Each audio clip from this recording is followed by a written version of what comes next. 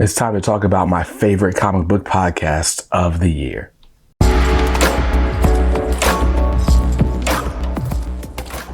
Welcome back to Comics Are Dope. I'm BJ Kicks, and I'm counting down my favorite things, all my favorite comic book related things in 2025. So if you're new around here, subscribe so you don't miss out. But today I'm counting down my favorite comic book podcasts. Now, podcasts are something that I used to listen to a whole lot back when I had a job that required me to travel to an office every day.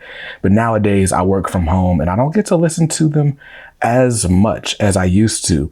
And so to be on one of my favorite, to be my favorite podcast is an achievement, because I have to listen to your podcast for you to be one of my favorites. And so these are 4 comic book podcasts that I still make time for, even though I don't have a daily commute anymore. We'll start things off with Off the Rack, a show from Comic Pop. Every week, Sal and his wife, Tiffany, do a review of the previous week's comics. They do it on Monday evening, so it gives you some time to have read the issues before you go and listen to their commentary, and then they'll give you recommendations for the upcoming Wednesday, which has been really cool to listen to. I love people like Rockin' Robbie on YouTube, but generally he's giving you his thoughts on those books the day they come out. And sometimes you want to wait and see things for yourself. And I love that this, can be audio. Sometimes they'll even bring in people like different comic book creators, and they'll have different discussions and interviews on top of their weekly comic book recommendations. And so it's a great thing to throw on in the background. Yes, it's a show on YouTube, but technically it's an audio podcast as well. And that's my preferred method of listening to it. So Off the Rack from Comic Pop, one of the few podcasts I still make time for. Next up is from David Harper and Sketch.com is Off Panel. Off Panel, I feel like, is the premier comic book interview show. David does such a great job. He's so well researched. I think, David's time as a writer for various comic book websites really helps with the journalistic approach. David will bring in a million sources and not just have a fun conversation, but a conversation that's really well researched and nuanced. I was listening to, what was the last one? I was just listening to him talk to Matt Fraction about his Batman run. And he was just talking, he's referencing all these other interviews that Matt has had in the past. And it helps that David has a great rapport with the entire comic book community. And so it seems like there is no writer or artist that he cannot get on his show. He just had Grant Morrison recently. But every conversation feels like just that. It doesn't necessarily feel like an interview all the time. It feels like a great conversation. I was just listening also to his conversation with Christina Merkler, just talking about kind of the year in review for Lunar Distribution and kind of lessons they'll be taking into 2026, given all of the distributor shakeups that have happened in the last several months.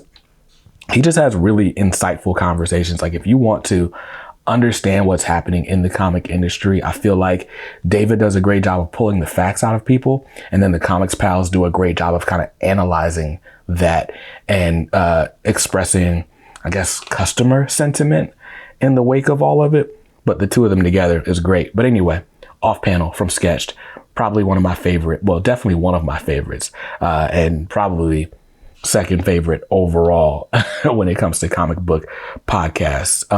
Now, one thing I want to note before I move on, David just recently was laid off from his day job. So Sketched is his full-time gig. So if you want to keep seeing and hearing great things from Off Panel, then I encourage you, go subscribe to the YouTube channel so he can make a few dollars on the YouTube AdSense. But also join his Patreon. Give him the monthly support. He absolutely deserves it and needs it to keep things running. So do that. Or there may not be an Off Panel next year. Next up is Comic Book Couples Counseling. Brad and Lisa Gullickson do such a great job together. First of all, I can't think of very many husband and wife duos in comics. I mean, there's Walt and Louise Simonson. There's Matt Fraction and Kelly Sue DeConnick. My point was not to name a bunch of comic creators. The point, though, is there's not a lot where there's Terry and Rachel Dodson. That's a great one. But there's not a lot of commentary from couples. A lot of times the stereotype is like, oh, there's the old middle-aged guy spending way too much of his wife's money and time and resources on this comic book hobby. And so it's really cool to see, their likes and dislikes, the likes and dislikes that they share, and the areas where they differ, and the different dynamics that they bring to the conversations they have with creators. The most recent episode I think I've listened to, they did an episode, like a special off cycle interview with Daniel Warren Johnson about his Absolute Batman annual. And it ended up coming out, I think, the day the book was released. And again, there's the diverse perspectives that they offer, even while being a couple and a unit unto themselves, are amazing. Also, they're another platform. It feels like there is no limit as to who they can get on their show. Like any and everyone who is anyone in comics has stopped by the Comic Book Couples Counseling podcast. So if you've not listened to them, their audio feed is a great one to get into. Plus, they probably have the best theme song in all of comic book podcasting. And of course, again, with all these categories, I'm going to try to pick a favorite overall, although there's not really any objective criteria. These are just my favorites. And so this year, my favorite comic book podcast is The Short Box, a comic book talk show based in Jacksonville, Florida, which ironically is not at all where I was born. I was born in Miami in a hospital called Jackson Memorial.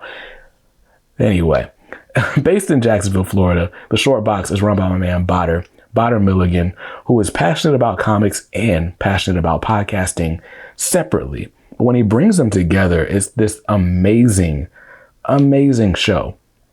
What I love about The Short Box, and I didn't fully appreciate this until I was interviewed for the show, is just how researched or how well researched each episode is. Bader takes very seriously, like when he does an interview with someone, he wants it to be like the definitive interview with that person. And so he's going to read a million comics before he talks to you. He's going to write down every question that he has. He'll even reach out to your circle and get them to submit questions that he should ask you. And so each episode is a very entertaining and informative listen. I feel like sometimes podcasts can probably veer too far toward one end of that spectrum, being entertaining and informative. But Bader does a great mixture of both. He's another one that I would say like kind of has like that true journalism vibe, which is crazy because everybody that I have named here, like, we're just doing this for the love. They're doing it as fans, not necessarily as members of the media or press, though they have become that. So that was the list. There's only 4 people on the list because, again, I don't listen to a million podcasts. These are pretty much all of who's in my rotation. Every now and then there's another interview show that'll pop up. Like, what's that one that Justin Soderbergh does? I listen to him a lot. I listen to him enough to know his name, even if I don't know the name of his show, which is crazy. But anyway, there's another one with a bunch of comic book professionals, and one of them is bald. I can't think of it, but I see them on my feed a lot on YouTube. I think it's The Ink. All of that to say, I'll listen to a million podcasts. Those are my favorites, and you should absolutely check them out. They're in the description down below. And if you want to hear about more of my favorite things in the world of comics in 2025, then check out the playlist. It'll either be there or there. Depends on how I'm feeling that day. Until then, next time, or stay safe, stay awesome, and read something dope today. Peace.